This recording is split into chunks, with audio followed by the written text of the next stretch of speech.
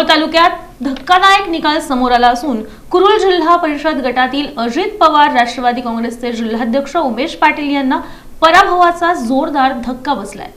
संपूर्ण सोलापूर जिल्ह्याचं लक्ष लागलेल्या मोहोळ तालुक्यात धक्कादायक निकाल समोर आला असून कुरुल जिल्हा परिषद गटातील अजित पवार राष्ट्रवादी काँग्रेसचे जिल्हाध्यक्ष उमेश पाटील यांना पराभवाचा जोरदार धक्का बसलाय। हा केवळ एकच धक्का नसून त्यांचे मोठे बंधू संतोष पाटील हे सुद्धा नरखेड जिल्हा परिषद गटातून पराभूत झाले आहेत। त्यामुळं मोहोळमध्ये राजन पाटील यांचं वर्चस्व वाढल्याचं दिसून येतं। ही निवडणूक म्हणजे माजी आमदार राजन पाटील विरुद्ध उमेश पाटील अशीच गाजली। उमेश पाटील यांच्या बाजूनं आमदार राजू खरे होते। वैयक्तिक पातळीवर निवडणूक गेली।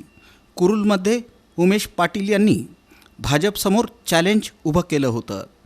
भारतीय जनता पार्टीनं जकरा या कारखान्याचे चेअरमन सचिन जाधव यांना उमेदवारी देत मैदानात उतरवलं होतं। विकासाच्या मुद्द्याऐवजी साखर कारखान्यावर प्रचार रंगला।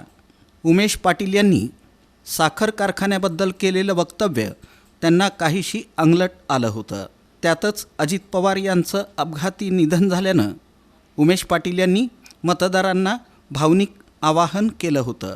पण शेवटी सचिन जाधव यांनी सुमारे 1300 मतांच्या फरकानं उमेश पाटील यांचा पराभव केल्यानं जिल्ह्यात अजित पवारांच्या राष्ट्रवादीला मोठा धक्का बसला आहे।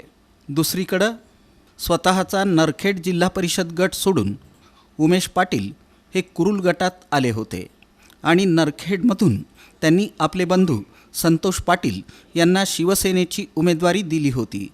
तिथूनही संतोष पाटील यांचा पराभव झाला। उमेश पाटील यांनी राजन पाटील यांना चॅलेंज करताना तुम्ही तुमचं अनगर सोडा, मी माझं नरखेड सोडतो, पराभव झाला तर राजकारण सोडेन असं वक्तव्य केलं होतं। आता त्या वक्तव्यावर निश्चितच भाजप आणि राजन पाटील यांचे कार्यकर्ते उमेश पाटील यांना चांगलंच डिवचणार एवढं मात्र नक्की।